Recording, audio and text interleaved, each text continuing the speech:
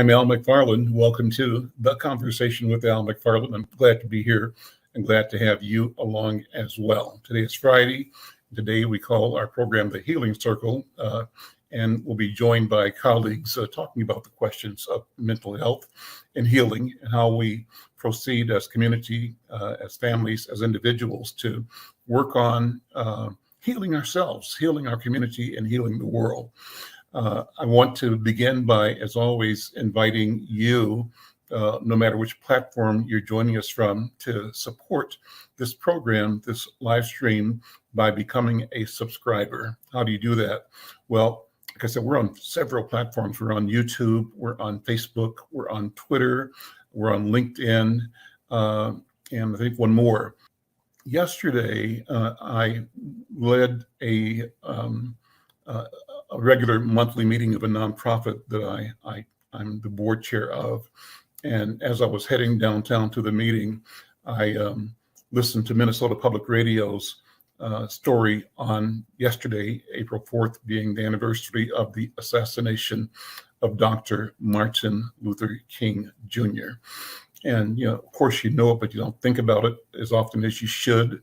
But to hear it on the radio brought the memories back of my experience. And I opened my meeting by sharing the fact that today is a day worth taking a second, taking a moment to reflect, to consider. And sort of guided by the Spirit, I said and asked the 50 or so people present at that meeting, did any of you know Dr. Martin Luther King Jr.?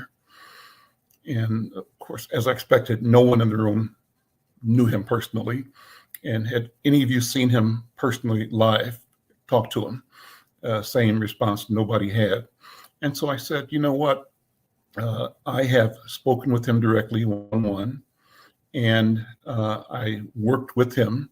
The work I did was as a student. I mentioned then that I was a student at Morehouse College in 1965, my freshman year. And in January of 66, Dr. King led a rally of students from the Atlanta University Center. Morehouse College is part of that, Morehouse, Clark, Morris Brown, and Spelman, and Atlanta University. But Dr. King led and spoke at a rally from the campus and from the community to the Georgia State Legislature in downtown Atlanta to protest the legislature's refusal to seat Julian Bond. And I just remembered and shared both the feeling and the excitement and the importance of the moment of young people. I might have been 18 years old, 17, 18 as a freshman at Morehouse. And but worked out of my dorm, Graves Hall, with my friends saying, we got to go, we got to do this.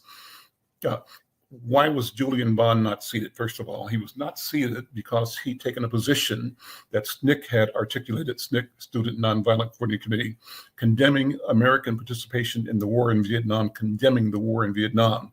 And the legislature recognized that Julian Bond was a member of the Student Nonviolent Coordinating Commission, was a visible spokesperson for it, and demanded that he renounce the organization and renounce its position on the Vietnam War. Ultimately, the legislature was saying that there's a patriotism test here, and speech against foreign policy, American foreign policy, they viewed as anti-American. They refused to seat him. As it turned out, later he was elected to the seat. His seat sat vacant. An election was held. He was elected again. They still refused to seat him, but finally he was seated after court action. But in January, when they refused to seat him, we had a rally on campus with community down from the campus to the state capitol, and we heard speaker after speaker demand justice and demand recognition of our rights, demand that we have a voice and our voice can be heard and must be heard, cannot be silenced. And in that spirit, the memory of being with Dr. King, I told the people yesterday, was special with me. And it wasn't the first time. I thought that was the first time I talked to Dr. King, but another time preceded that. I'll talk about that in a second. But let's talk about the Julian Bond. I pulled a clip from that rally. And what's really nice, cool, I guess, is as 75-year-old Al McFarlane kind of walks down memory lane to say to myself and to others, to you, that I was there. I was on the street on this day in January of 1960. Check it out.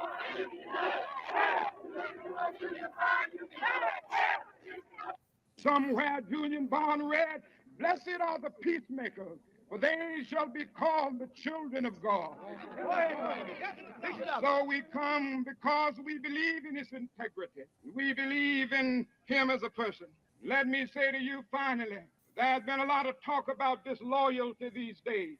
We assemble here today as we have assembled all around this nation to make it clear that we love America. Because we love America, we're going to work right here, even if we have to suffer, even if we have to be abused, even if we have to die.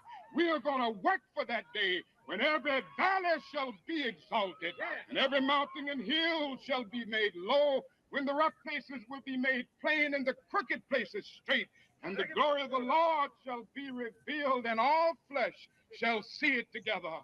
Yes, this is our hope, and this is our faith, and we are going to see that day right here in Atlanta, Georgia, when Julian Bond will be back in that state legislature. What a memory, and what a statement. So let me go back in the archives, and I'm going to read to you a piece that is from January 66. This is a piece from the SNCC Digital Gateway, and it's regarding the Georgia legislature refuses to seat Julian Bond story we're talking about. And it says, when SNCC issued its statement opposing the Vietnam War, members of the Georgia state legislature pressed newly elected Julian Bond to dissociate himself from SNCC, SNCC. Bond refused, and they voted to bar him from being seated. The refusal of the Georgia legislature to seat Julian Bond sent shockwaves throughout the state and national politics. In light of this grave injustice, Martin Luther King Jr. told the Chicago Defender, the Negro community and the white persons of goodwill will have no alternative but to engage in creative protest.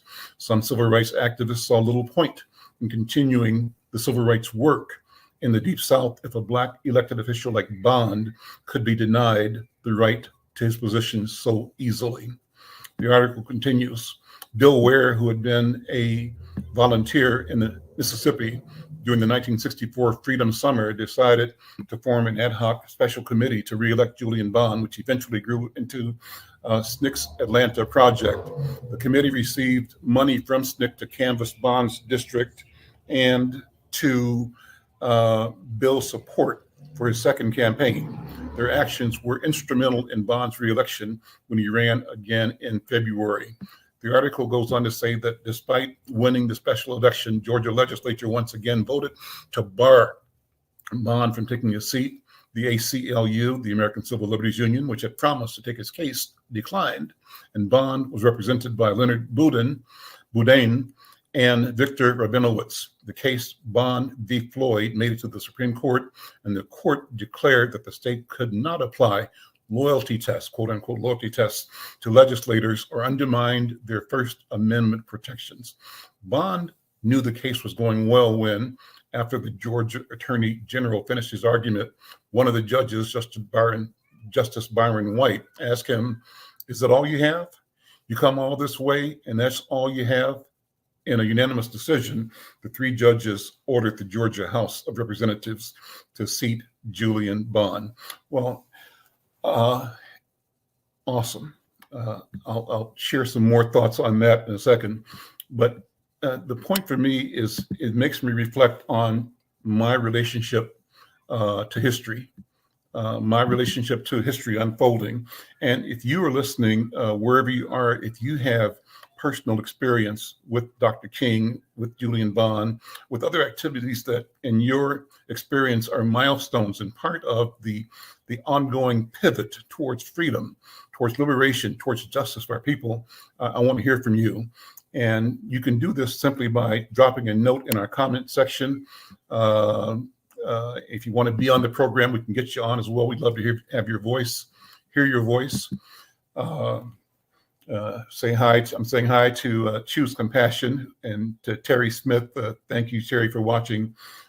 If there are others that want to join the conversation, drop an email to cooper@insightnews.com. We'd love to bring you in. The point is that the movement is personal to all of us. All of us have a role to play. All of us are present at one level or another at every turn, at every twist. And we certainly are all impacted by the civil rights struggle, civil rights movement, but we also have to contribute. We have contributed and we must continue to contribute to improving the quality of life, the movement towards freedom for our people. Well, so that was one case, but then I remembered more that this was the second time that I'd actually seen Dr. King in person. And the prior time was when in 1962, as a part of the Kansas City, Missouri NAACP youth group, we with elders attended the 1962 NAACP convention in Atlanta, Georgia. Interesting. And I think that before I went down south into Atlanta on my own, with NAACP leadership with a bus, I think. But one of my great aunts just warned me to be careful how you address white people. So when I got to Atlanta, I felt a certain kind of way, excitement to be there with the NAACP. In 62, I was probably 13, 14 years old. I think I was probably about to become a freshman in high school or finishing my 8th grade year in junior high school. But part of the youngest part of the delegation that went from Kansas City as part of the youth and the delegates that attended the NAACP convention. What was unique about that, a couple of things. One is that we were trained in nonviolent resistance by Roy Wilkins himself. I simply remember sitting in a large room and Wilkins telling us what to do if we were on a picket line and the police or the crowds attacked us, how to fold, how to protect your innards, your guts, and how to deflect sticks, instruments, boots, kicks to your shoulders, to your back, but to protect your stomach and your chest and your kidneys. So that was an instruction. And I also remember at that time that we had, as an organization, attempted to book hotels in downtown Atlanta. Of course, we knew that we wouldn't be accepted in those hotels, and therefore the NAACP mounted a protest with several members delegated to walk a picket line in front of the main hotel in downtown Atlanta. I remember seeing our people walking, but being greeted by counter protests from the American Nazis. People in the jack boots, that's you call them a boot, whatever you call those boots they wear, the Nazi uniforms. Of course, Nazis then dressed like highway patrol officers, right? But people with swastikas counter marching against our march. And I don't know that I was marching on the line. I believe I was at the location, but there were Nazis passing out literature, protesting us, supporting the position of the hotel. And there were robed members of Ku Klux Klan on the scene, marching and handing out literature again against us, Black people, in support of the hotel's position of keeping the hotel for white people only, of not providing accommodations for Black people. Dr. King spoke to that rally as well. And I can't remember him actually speaking when I did the research. It reminded me that he was one of the speakers addressing that event. Well, I'm going to go forward a little bit more. That's number 2 incident. That was the presaging an incident of my interaction with Dr. King in Atlanta in 1962. The second incident I described to you was a protest supporting Julian Bond in his effort to get his seat, to be seated as elected member of the Georgia State Legislature. 65, 66, my freshman year at Morehouse College, I had joined the Navy as a what they call a 2x6 program in high school, and the idea was you could finish college and maybe apply to an officer program and be considered, but you had to keep going to the rallies not rallies, but the training once a month. And if you defaulted on the training, you'd get sent to active duty. Well, during the course of my freshman year at Morehouse, I kind of had a change of heart. And the change of heart came from being around and being with and being in discussions with members of SNCC and just other young people who were questioning, like I was, the war in Vietnam. But I still had the obligation that I committed myself to a year earlier when I was in high school. As a result, as opposed to coming to my second year at Morehouse the following year, I was ordered to active duty. I reported to active duty. So in 66, I was a uniformed sailor. Coming home from Jacksonville, Florida, when I was stationed in 66, I was on a destroyer, the USS Meredith. I stopped in Atlanta. It was when I stopped by campus to see my old buddies, my friends who were sophomores at this time. And I remember as I left Atlanta heading for a plane that would take me to Minnesota, to Worthington, Minnesota, where my family now lived. I saw this one solitary figure standing there, quiet, relaxed, it seemed, with a trench coat draped over his arm, kind of a classic pose of a suited, super clean black man. That's Dr. King. I should go say hi to him.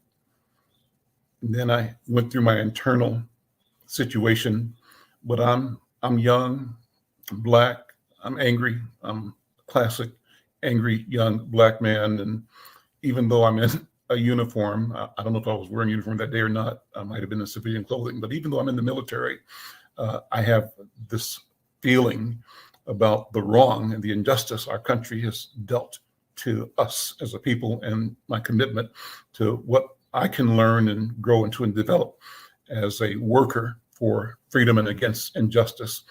And so the second impulse was Dr. King represents the old way. He's talking about peace, turn the other cheek, nonviolence. And at this point, I said, I don't know if that's the answer. The answer may be any means necessary, whatever that entails. And so I hesitated as to whether I should go and say hello to him. My mother's teaching prevailed. Be respectful.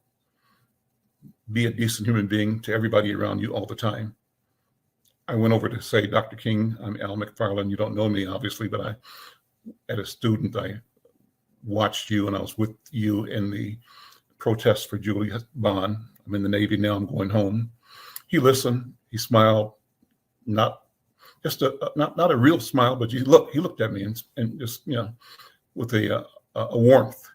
And like a priest, when we finished talking, it might have been 30 seconds or a minute, the feeling that I had from him was that he was saying to me, go in peace, my son. It was a blessing.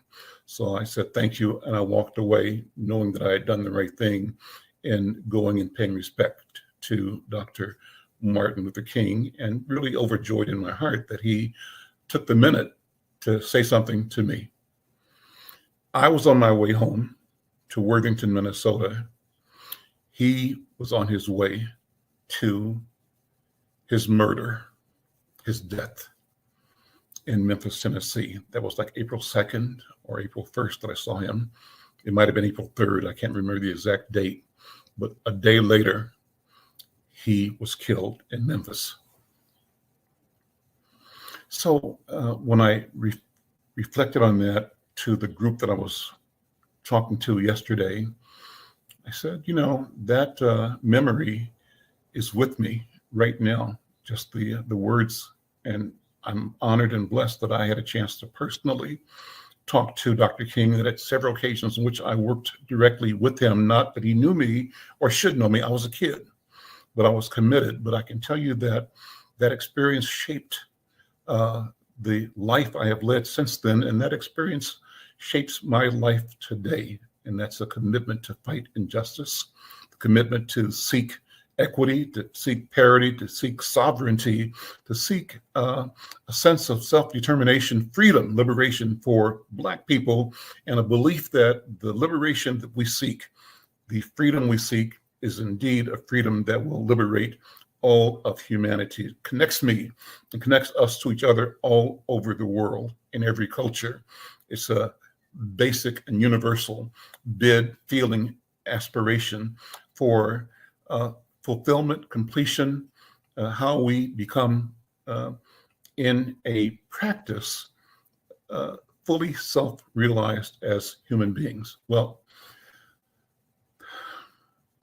good to talk about that. Good to share that with you. And I'm interested in how it sounds to you, what your story is and what your experiences have been on this journey. Because I think that if you're listening here today, you're part of the journey, and I'd love to hear from you. I'm Al McFarlane. This is the Conversation with Al McFarlane.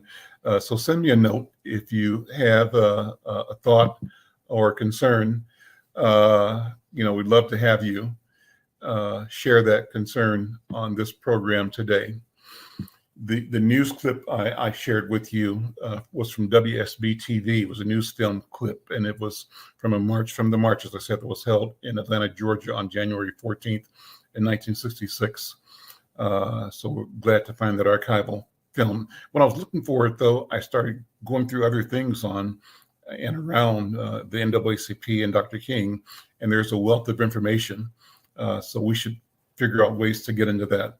Well, let me continue. And my friend Tanane Hurd is here. Tanane, how are you? Good to see you. Thank you for jumping in the program today. What are your thoughts? I'm just sharing what's in my heart right now, but what are your feelings as I'm sharing? Well, first of all, always an honor to be here.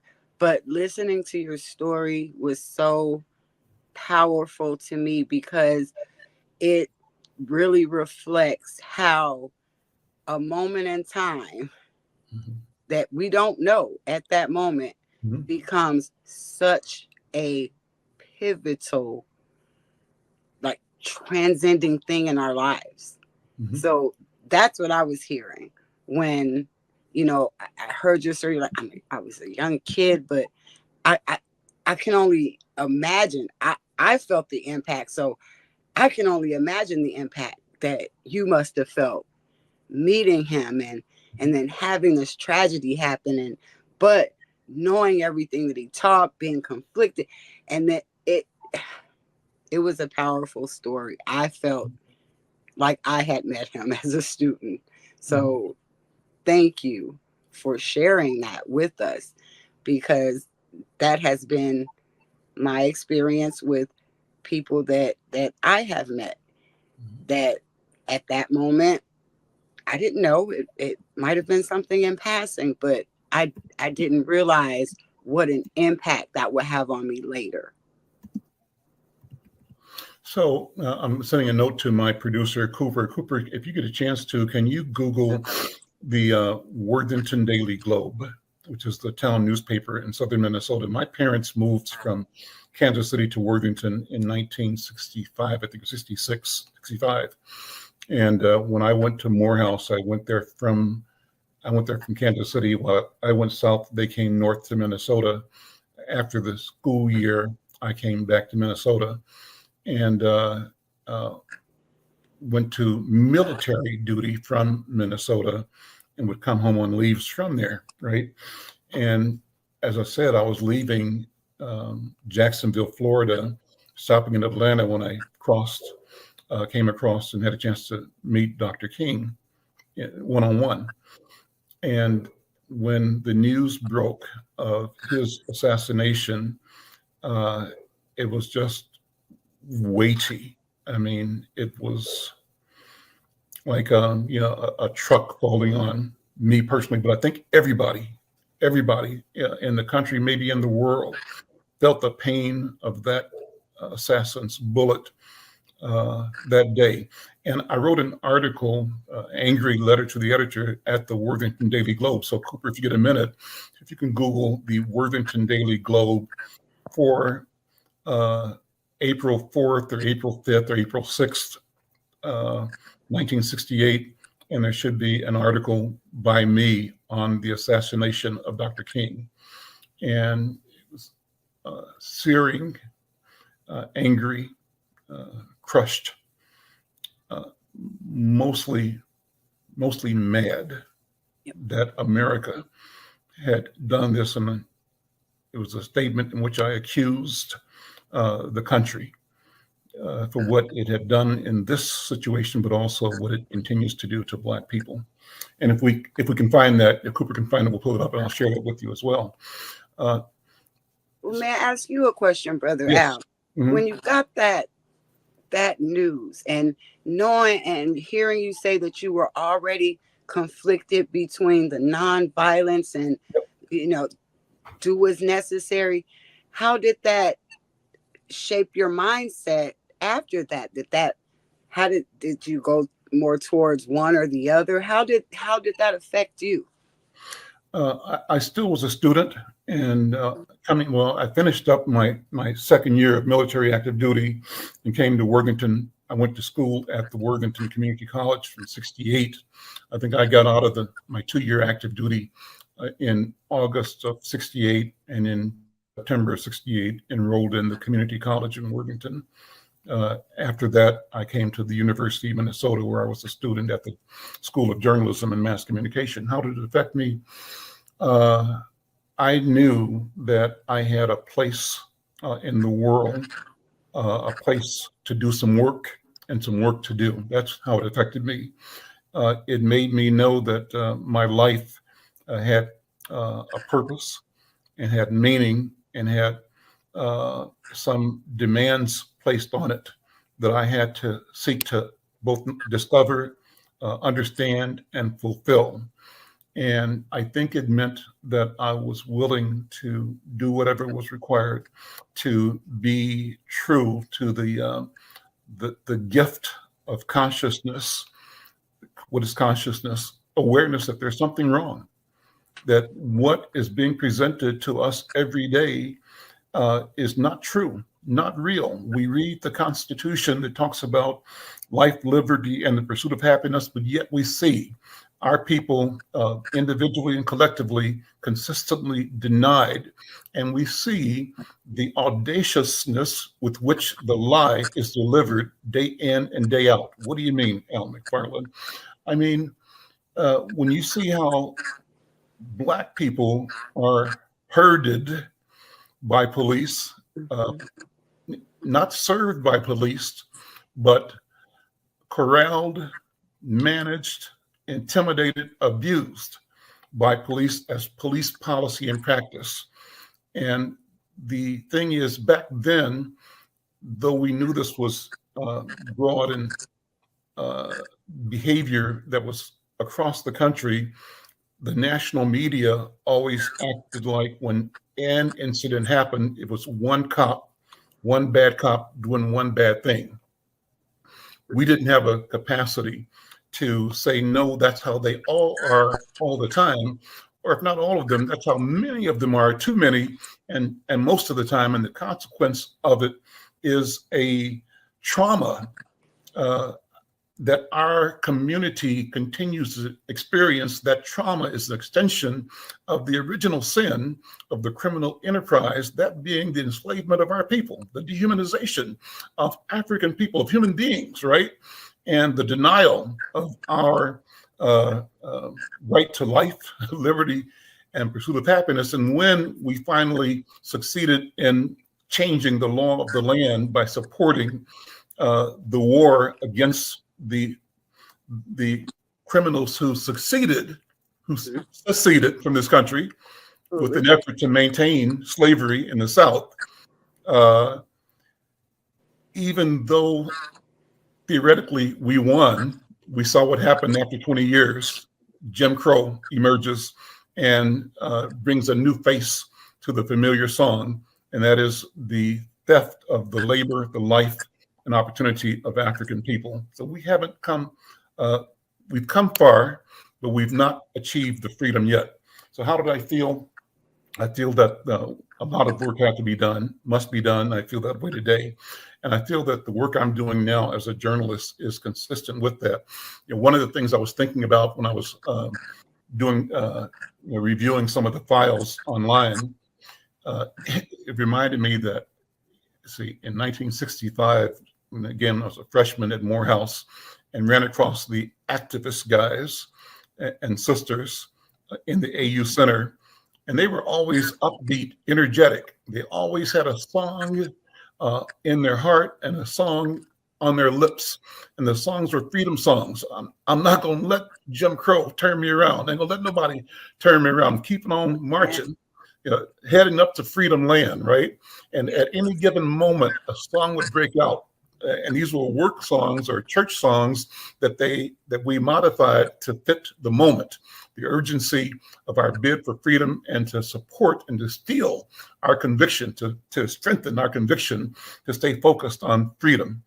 And so one of the things that I remembered as I was thinking about that was some of the seniors and juniors at Morehouse telling me that even when the local Black press would not cover the activity of Student Nonviolent Coordinating Committee, SNCC, the radical, the radical Free Panther organizations, right, and the movement, that they said, we understand that you got relationships with power and with advertisers and with this, that, and the other, but what we're going to do is go to our libraries and use a mimeo machine.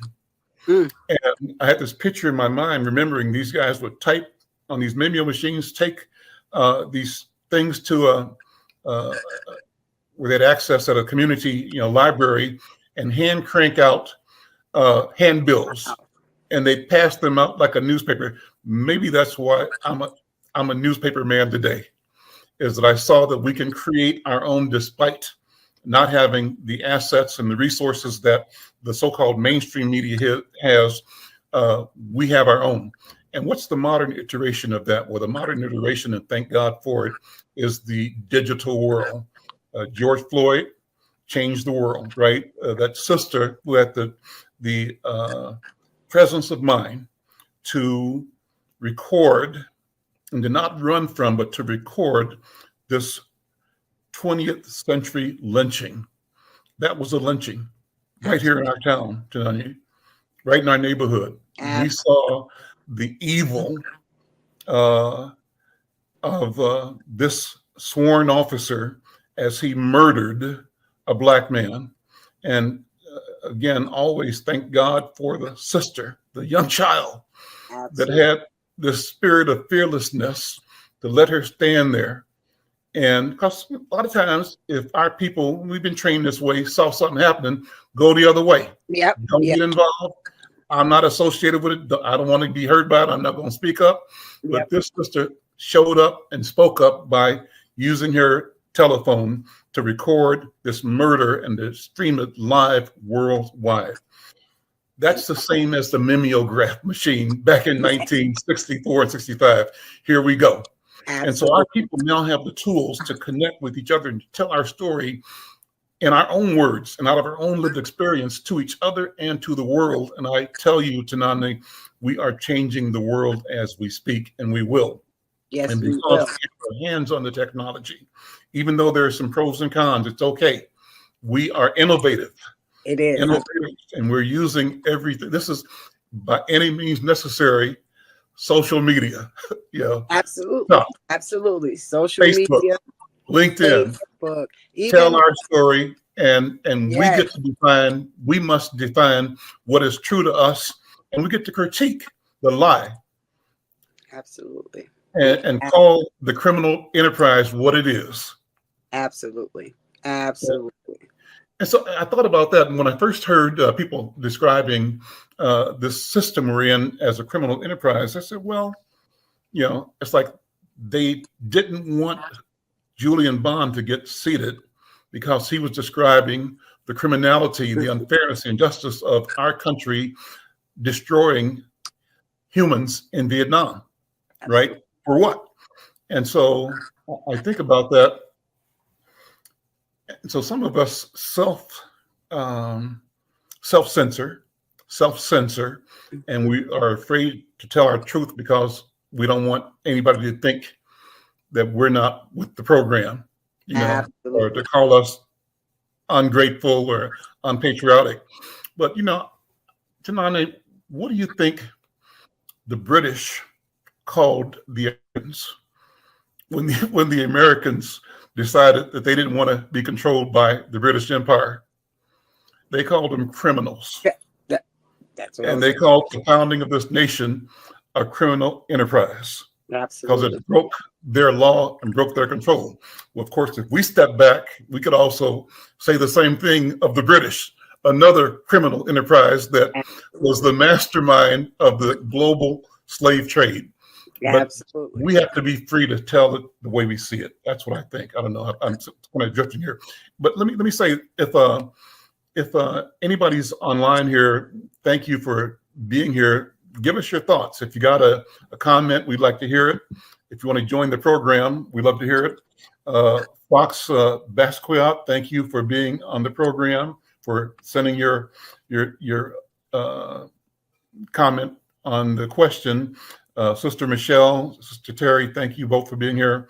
And if some of you would like to join the program, we'd love to have your thoughts, your feelings. Tanami, go ahead. Well, I was thinking about how, social media, the most powerful tool in that is where there's always been a look away. You can't look away anymore. Mm-hmm. There is, you can try, but there is no looking away. And from what we've seen with, just all of the atrocities that have happened to us, if people don't stop looking the other way, and I'm talking about our non-melanated beings, if they don't stop looking the other way, there's going to be more. There's going to be more. We have to somehow figure this out. But I know that from my end, yes, going to keep exposing, going to keep fighting against what when I hear something wrong. You might be saying it to me, but certain things that you say to me, you're saying to my people.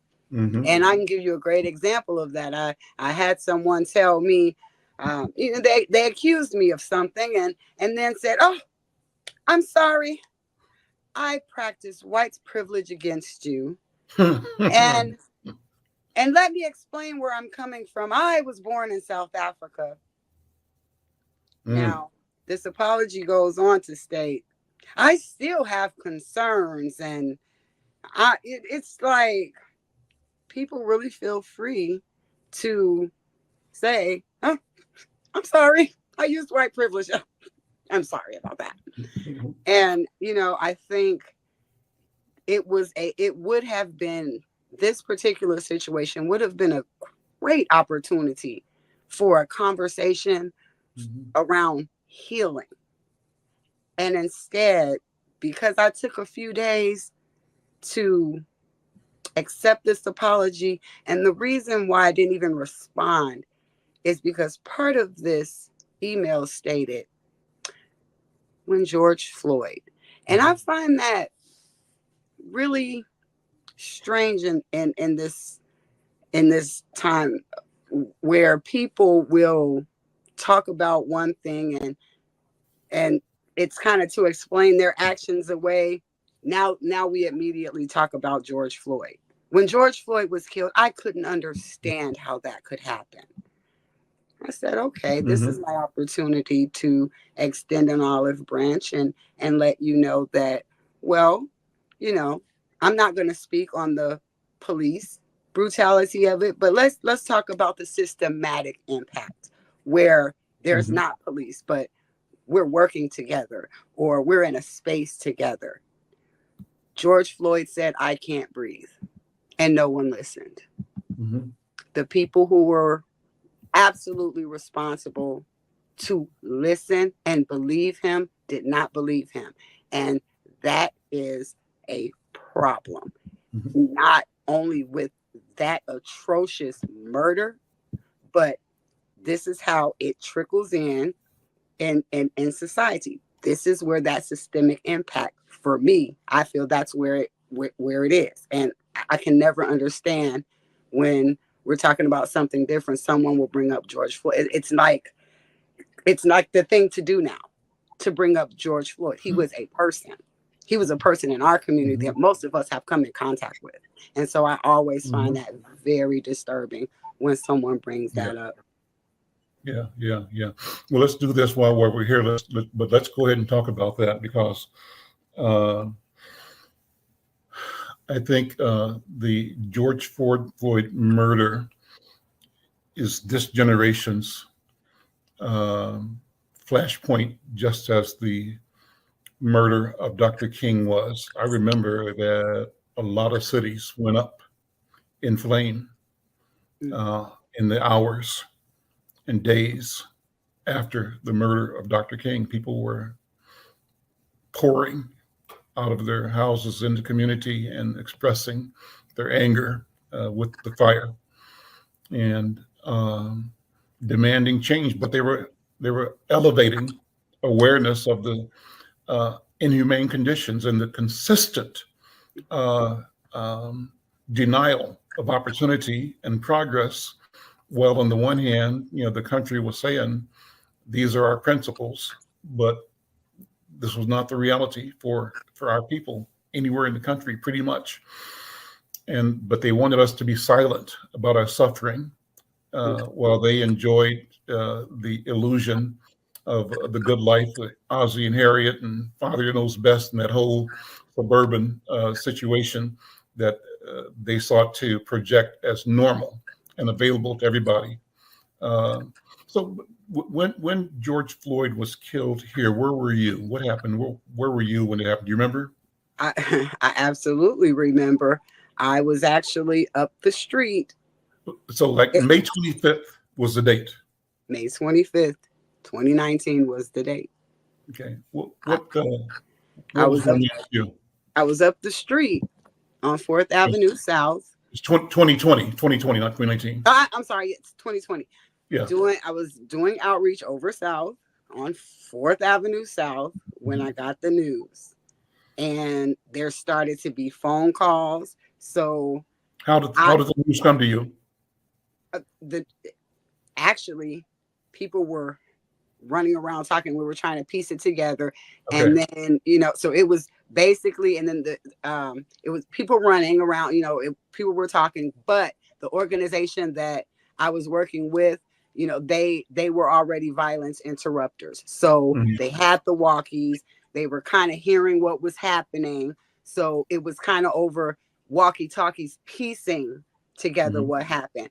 As I went back in to go and start to answer phone calls and turn on the news, that's when I figured out that George Floyd had been murdered.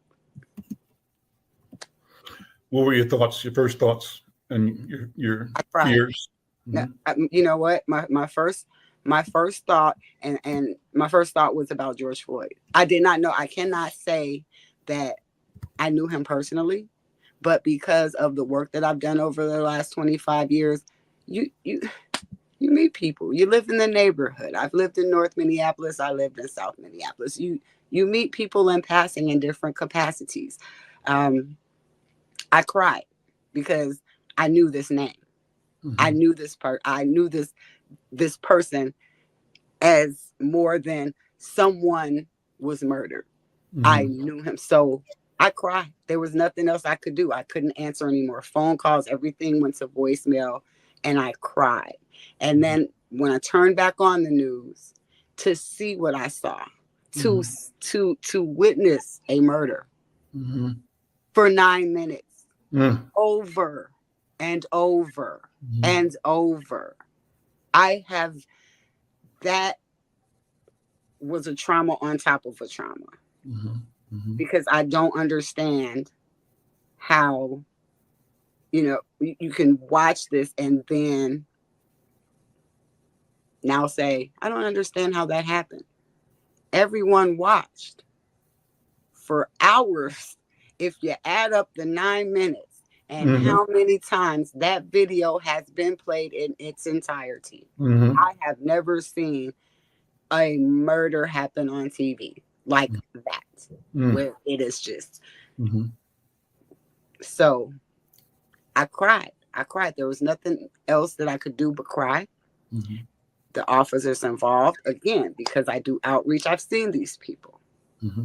You know, I've seen these people. I've seen how it goes. It was sadness. And then, and after that, the thought was, what is about to happen to our community? Because we can't let this happen. So I'm gonna say, with all honesty, I was ready for whatever the community was gonna do. Mm-hmm. And that's in all honesty. What are we about to do?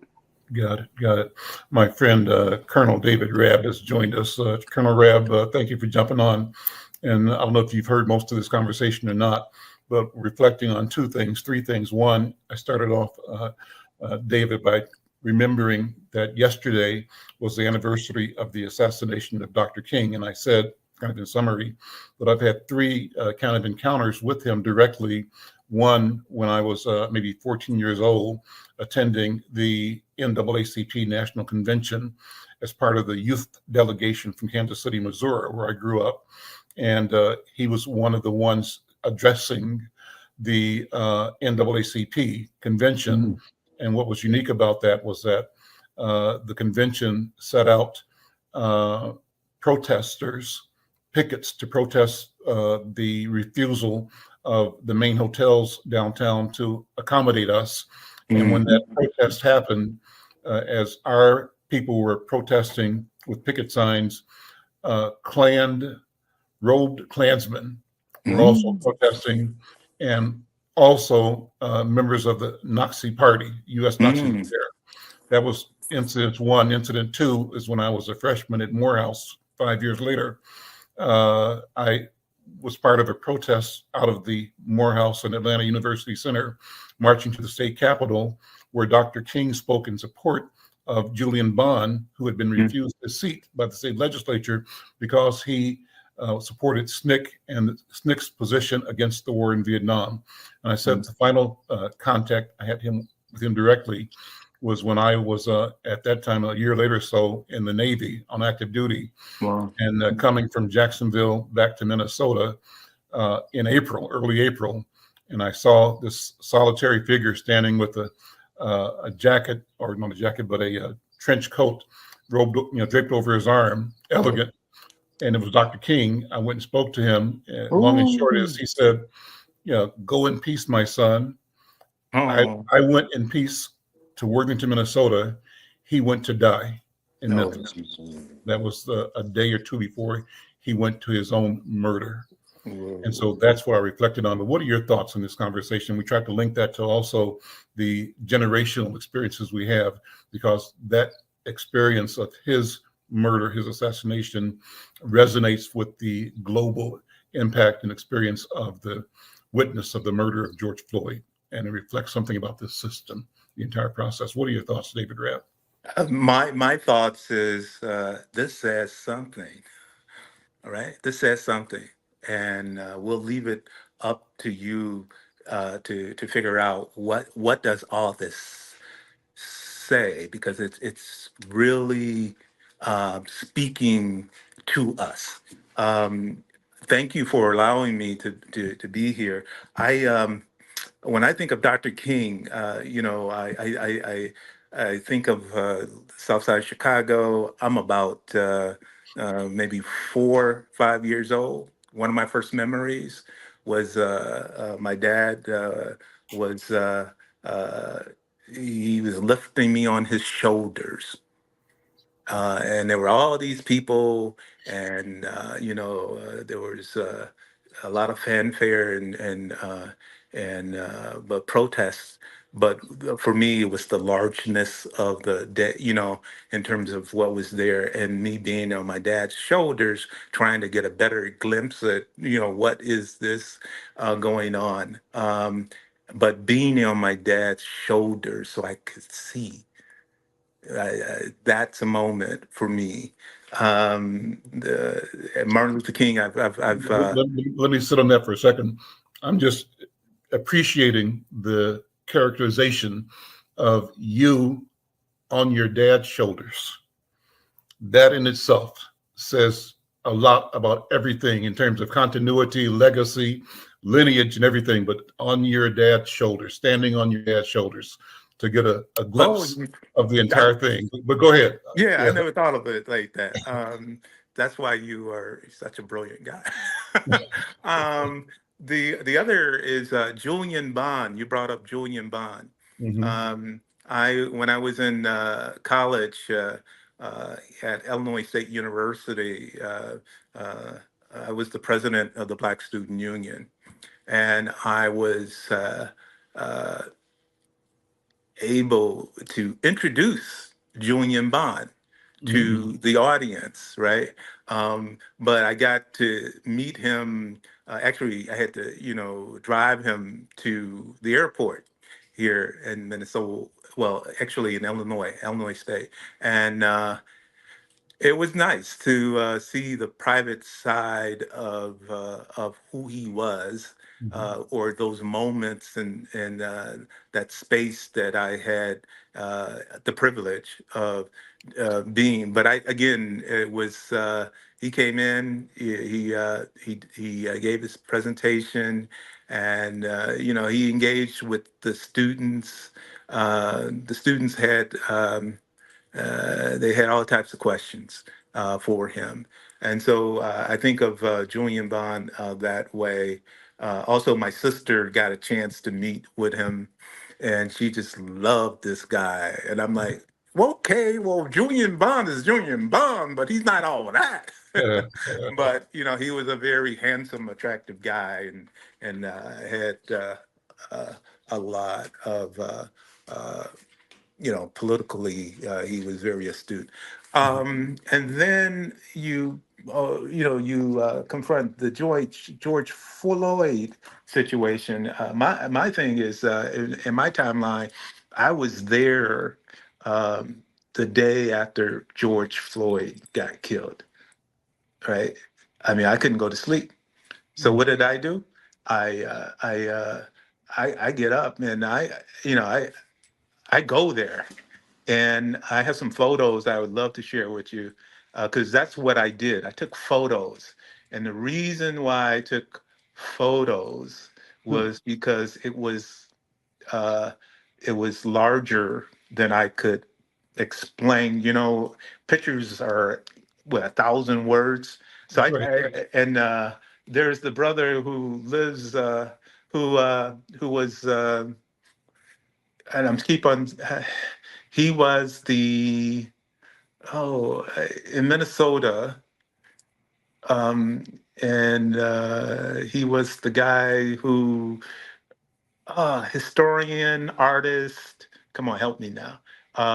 African. They named a school after him over Gordon the last. Parks, not Gordon Yes, Parks. Gordon Parks. Mhm. Gordon, I got a chance to think about what Gordon Parks did was he because he couldn't say it all, he said more by taking photos and Yeah. pictures and stuff like that. And so that's what I tried to do. I tried to capture the day in photos with as it relates to George Floyd. And I'm glad that I did because I got some really good scenes um, uh, that.